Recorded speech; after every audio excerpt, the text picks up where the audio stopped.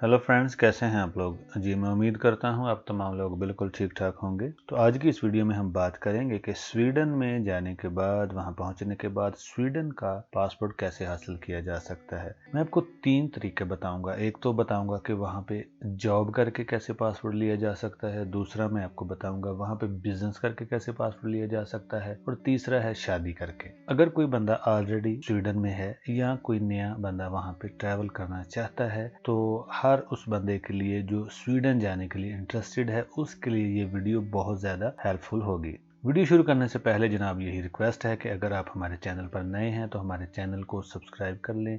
Video अच्छी लगे तो वीडियो को लाइक कर दिया करें। Thank you very much. तो चलिए वीडियो को शुरू करते हैं। ज़्यादातर लोग स्वीडन में एज ए स्टूडेंट जाते हैं क्योंकि स्वीडन का सबसे ज़्यादा जो आसानी के साथ वीज़ा मिलता है वो स्टूडेंट वीज़ा है। अगर कोई बंदा वहाँ पे स्टूडेंट है तो क्योंकि जो स्टूडेंट वहाँ पे जाते हैं, फॉर एग्जांपल आपकी 2 साल की डिग्री है, आप 2 साल के लिए वहाँ पे पढ़ने के लिए जाते हैं, तो जब ये 2 साल कंप्लीट होंगे तो आपको स्वीडन से बाहर निकलना पड़ेगा या किसी और यूनिवर्सिटी में एडमिशन लेके वहाँ पे करें तो फिर दोबारा वो आपको वीजा एक्सटेंड कर देंगे। लेकिन स्टूडेंट की बेस पे वो आपको पीआर नहीं देंगे। तो करना क्या है, स्टडी के दौरान ही वहाँ पे कोई ना कोई जॉब ढूंढनी, जॉब 100% ढूंढनी है वहाँ पे। जब आपको जॉब मिल जाएगी वो कंपनी आपको कॉन्ट्रैक्ट देगी और आप 1-2 महीना वहाँ पे जॉब करेंगे तो आपकी जो सैलरी है वो अकाउंट में आएगी। आपने वो बैंक की स्टेटमेंट और कॉन्ट्रैक्ट लेके इमिग्रेशन में जाना है तो वो आपको वर्क परमिट दे देंगे। ये जो वर्क परमिट मिलता है ये 2 साल का मिलता है, इसके बाद फिर मजीद 2 साल के लिए एक्सटेंड होता है। तो 4 साल आप वहाँ पे वर्क परमिट पे रहेंगे। 4 साल की जो सैलरीज हैं वो आपके अकाउंट में जानी चाहिए।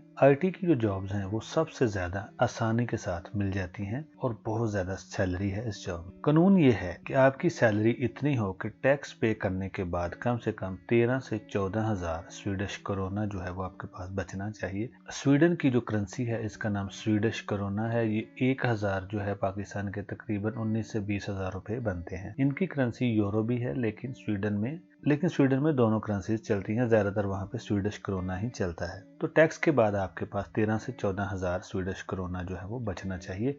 लेकिन क्योंकि स्वीडन में बहुत अच्छी सैलरीज हैं तो ये एक आम चीज़ है, ये इतने ज़्यादा पैसे नहीं हैं। आपके पास जो आपका कॉन्ट्रैक्ट है, सैलरी आपके अकाउंट में आती है। 4 साल वहाँ पे वर्क परमिट पे रहने के बाद आप लोग एलिजिबल हैं पीआर अप्लाई करने के। बड़े आराम से पीआर दे देते हैं क्योंकि जो भी डॉक्यूमेंट्स हैं वो सारे पूरे हैं। पीआर मिलने के बाद 1 साल पीआर पे अपने गुजारने हैं तो टोटल देखें ये 5 साल बनते हैं। 5 साल स्वीडन में रहने के बाद 4 साल वर्क परमिट पे और 1 साल पीआर पे रहने के बाद आप वहाँ पे पासपोर्ट अप्लाई कर सकते हैं। तो 5 साल के बाद स्वीडन में पासपोर्ट मिलता है। अगर आपके पास वहाँ पे वर्क परमिट है, आपकी सैलरी आपके अकाउंट में आती है और आप उसका टैक्स भी पे करते हैं। क्योंकि जितने भी ये यूरोपियन कंट्रीज हैं ये उस बंदे को बहुत लाइक करते हैं जो टैक्स पे करता है।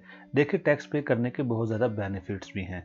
बच्चों को महाना पैसे देते हैं, मेडिकल फ्री है, स्टडी फ्री है, बहुत ज़्यादा वो बेनिफिट भी देते हैं। अब बात करते हैं जी बिजनेस। याद रखें वहाँ पे स्टूडेंट वीज़े पे जाने के बाद या विजिट वीज़े पे जाने के बाद अगर कोई बंदा बिजनेस रजिस्टर्ड करना चाहता है तो वो अपॉर्चुनिटी है क्योंकि पूरी दुनिया बिजनेसमैन को वेलकम करती है। अगर आप वहाँ पे अपना एक बिजनेस रजिस्टर्ड कर लेते हैं, वो बेशक कोई रेस्टोरेंट है, कोई भी बिजनेस है, बिजनेस इज बिजनेस, आपकी कंपनी बन जाएगी। आपके पास एक अच्छा बिजनेस प्लान होना चाहिए और कुछ इन्वेस्टमेंट होनी चाहिए। तो स्वीडन की जो इमिग्रेशन है वो आपको 1 साल का वर्क परमिट दे देंगे। अगर 1 साल में आप अच्छे तरीके से बिजनेस करते रहेंगे, कंपनी का टैक्स पे करते रहेंगे तो 1 साल दोबारा वो बड़े आराम के साथ आपका वर्क परमिट एक्सटेंड कर देंगे।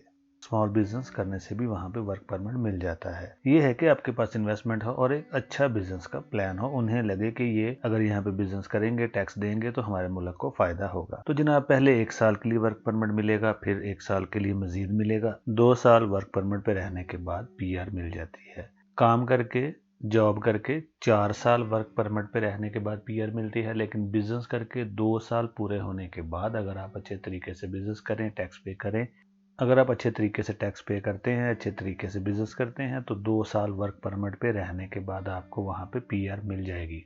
लेकिन फिर भी जो पासपोर्ट का प्रोसेस है वो 5 साल बाद ही होता है। 2 साल आप लोग वर्क परमिट पे रहेंगे और 3 साल पीआर पे रहने के बाद जब 5 साल कंप्लीट होंगे तो फिर आप लोग एलिजिबल हैं पासपोर्ट अप्लाई करने के। तो पहला तरीका है वहाँ पे जॉब करके, दूसरा तरीका है वहाँ पे बिजनेस करके। तो ये 2 तरीके मैंने बता दिए हैं। तीसरा तरीका है जो अमेरिका, कनाडा, ऑस्ट्रेलिया, ब्राज़ील और यूरोप में चलता है, वो है शादी। शादी करना स्वीडन, नॉर्वे, डेनमार्क में इतना आसान नहीं है, लेकिन फिर भी अगर किसी के साथ अच्छी अंडरस्टैंडिंग बन जाती है और अगर कोई बंदा वहाँ की सिटीजन से शादी कर लेता है तो शादी करके स्पाउस वीज़ा मिल जाता है, बड़े आराम के साथ वीज़ा मिल जाता है। और फिर बाद में शादी वाला जो प्रोसेस है वो पूरी दुनिया में बहुत आसान है, लेकिन ये है कि शादी के लिए लड़की ढूंढनी और उसके बाद एक अच्छी अंडरस्टैंडिंग ये काफ़ी मुश्किल भी होता है, क्योंकि different culture, different religion, different food, तो काफ़ी चीज़ें इसमें आती हैं। शादी करना समटाइम इतना डिफ़िकल्ट नहीं होता, लेकिन उसको निभाना, उस पर चलना काफ़ी डिफ़िकल्ट होता है। जैसे मैंने बताया, एक different religion, different culture, different language, different food, तो काफ़ी चीज़ें इसमें मुश्किल होती हैं। तो ये 3 तरीके हैं। वहाँ पे आप एज ए स्टूडेंट जाएं, स्टडी करें, स्टडी के साथ साथ जॉब ढूंढें, जॉब ढूंढ के वर्क परमिट लें, उस पर भी आपको पासपोर्ट मिल सकता है। उसके बाद अगर आप वहाँ पे अपना बिज़नेस करते हैं, कंपनी रजिस्टर्ड करवाते हैं, तो आपको पासपोर्ट मिल जाएगा। उसके बाद अगर शादी है। चौथा तरीका असाइलम है। असाइलम भी पूरी दुनिया में होता है। असाइलम या जिसे काफ़ी लोग रेफ्यूजी कहते हैं, बेसिकली असाइलम है, असाइलम सीकर्स। तो आप असाइलम करके भी वहाँ पे, लेकिन इसमें यह है कि अगर आपकी जान को ख़तरा है, मज़हब की वजह से है, सियासत की वजह से, किसी की वजह से, हमारे चैनल पे काफ़ी वीडियोज़ हैं असाइलम के बारे में, आप वो भी देख सकते हैं। तो ये जनाब आज की वीडियो थी जिसमें मैंने बता दिया है कि स्वीडन जाके 3-4 तरीके हैं, किस तरीके से आप वहाँ पे जॉब या बिज़नेस करके वहाँ पे पीआर और पीआर के बाद फिर पासपोर्ट हासिल कर सकते हैं। किसी दिन मैं स्टूडेंट वीज़े पे वीडियो बनाऊंगा। स्वीडन एक ऐसा कंट्री था जहाँ पे स्टडी फ्री थी और बहुत सारे लोग जाते थे। इसी तरह स्वीडन में, फिनलैंड में स्टडी फ्री होती थी काफ़ी साल पहले, लेकिन अभी भी ये इतनी महंगी नहीं है।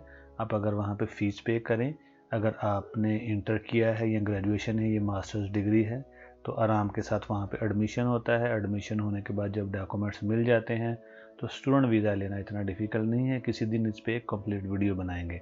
तो ये जनाब आज की वीडियो थी। अगर आपको हमारी ये वीडियो, हमारी ये कोशिश अच्छी लगे तो हमारे चैनल को सब्सक्राइब कर दें, वीडियो को लाइक कर दिया करें। Thank you very much. मिलते हैं जनाब कल एक नई वीडियो के साथ। तब तक के लिए इजाज़त दीजिए। खुदा हाफिज़। चाओ चाओ, बाय बाय।